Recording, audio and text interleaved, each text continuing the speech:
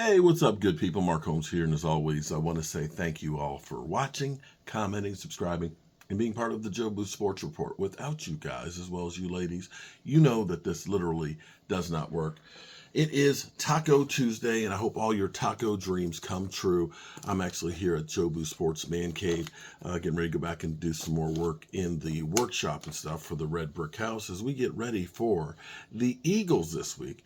And it's kind of funny because I don't hear too much from my Eagle friends, but we'll get into that a little bit more here. The NFL Power Rankings have come out, and the Dallas Cowboys are creeping up a little bit. They are 5 or 4, depending on which polls and stuff that you look at. Some of them may have at 6. They will have San Francisco as the number 1, and then they'll have the Ravens, and then the Eagles and the Cowboys and Miami, or Miami and the Cowboys, and so on. You know, the thing that's funny is, and this is another one of those things that the Dallas Cowboys get to check off the list, because what happens with the Cowboys is there's always a new diss of the Dallas Cowboys, a reason why they're just not good. Remember when we used to go ahead and remember they were counting interceptions in practice and training camp? Oh my God, Dak Prescott. He is a turnover machine. Remember when Colin Cowherd, you kept saying that, he's an okay quarterback, but he needs a lot of help. Like he's a special ed student or something like that. And Dak Prescott's proven all of that wrong because he's only got 6 interceptions where people like Josh Allen have more than twice that. Of course, they'll say he's not an MVP candidate, because, they're not winning because they're not beating good teams. Have you noticed that they haven't said that this week. You have not heard that being used, that dig. Remember, Mike McCarthy can't call plays. The Cowboys are going to miss Kellen Moore. They keep checking the things off the list.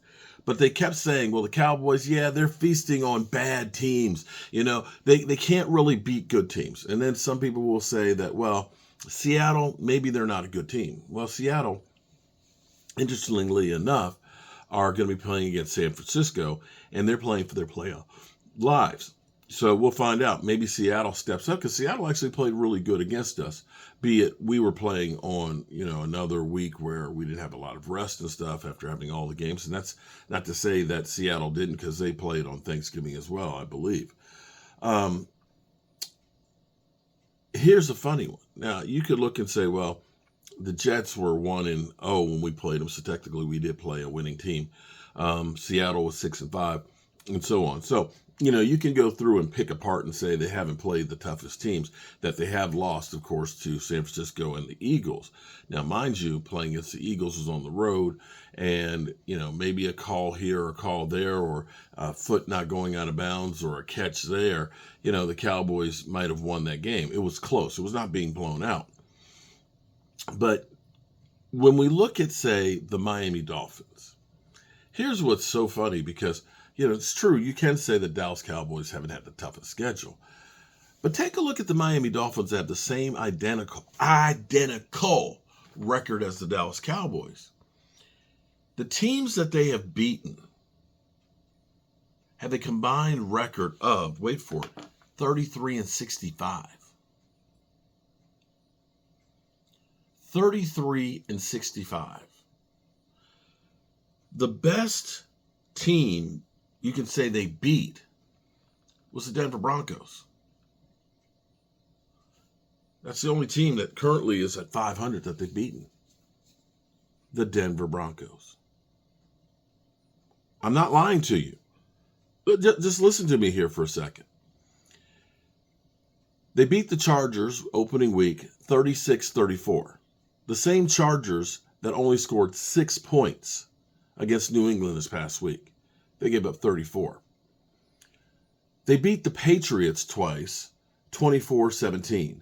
Mind you, the Patriots scoring 17 points, they're the first team in NFL history to go 3 weeks in a row holding the opponents under 10 points.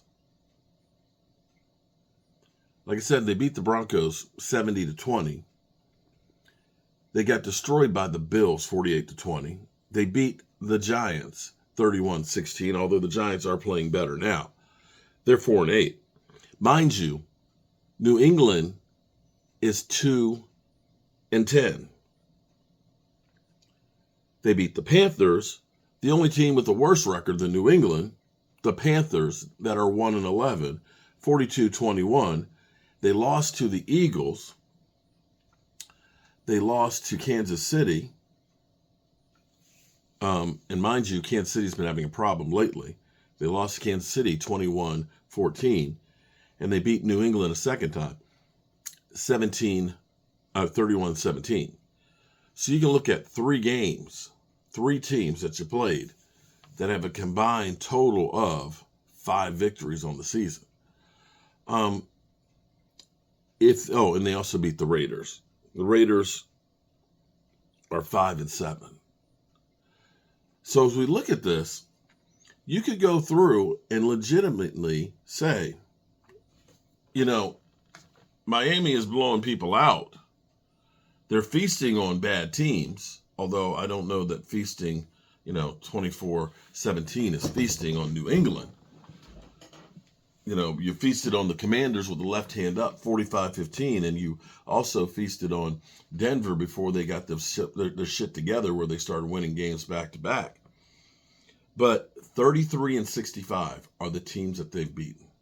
The only team with even a 500 record is the Denver Broncos. It's not exactly great as far as the resume goes. And that's not to say that they're not a really good team. But just like us, it's a matter of when your team is playing and how good you play. Teams can rise and fall, as we've seen. Buffalo was a good team early part of the season. The wheels have fallen off from them. Minnesota and Green Bay were playing ass the first half of the season. Now we're actually in position to make playoffs. So, as we go through, the thing I want you to take away from this video is you can cherry pick things to make somebody sound bad. You can use the statistics to make somebody look bad. But they don't necessarily use those same matrix when they look at other teams. You can look at San Francisco that did have a 3-game losing streak and look at them and say the best games that they've won are the Cowboys and the Eagles. Some of those other games weren't exactly blowouts. Some of those were losses. So just keep that in mind. And you can definitely say the same thing about the Eagles, who've been literally living and dying by double-digit comebacks the last 5 weeks. You can look at this thing and say, you really just don't know. From one week to the next, you really just don't know. Alrighty, good people. I hope you're having a great day. I've got work to do in the workshop to get her done for the red brick house. And need to run some errands too. I appreciate y'all. Peace.